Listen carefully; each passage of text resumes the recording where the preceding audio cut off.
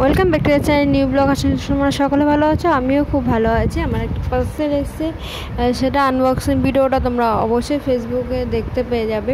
অসাধারণ দেখতে। আর এইখানে আমি দেখছি চিন্টু আর বান্টি। আর আমার খুব তো ভালো লাগে কার্টুন দেখতে। আর এই যে সেই ড্রেসটা, এটা নর্মালি পরতে পারো, কুর্তি হিসেবে পরতে পারো, চুড়িদার হিসেবে পরতে পারো। এত সুন্দর জিনিস আর কি বলবো। মানে নিজে পরে আমি অলরেডি কিছু ভিডিওস করা হয়ে গেছে, ফটো তোলা হয়ে গেছে, কিন্তু সাজুগুজু আমি ওখানে করিনি। সাজুগুজু করে ইয়েটা তোমরা পুজোর সময় দেখতে পাবে। অবশ্যই এটা পুজোরই ড্রেস। আর এত আগের থেকে কেনার একটাই কারণ, পুজোর সময় ওদের ডেলিভারি প্রবলেম করে, তো তাই জন্য আমি আগের থেকে কিনে রাখি। আর এখন বিকালবেলা রাতে সব রান্নাবান্না এদিকে সব কিছু করবো।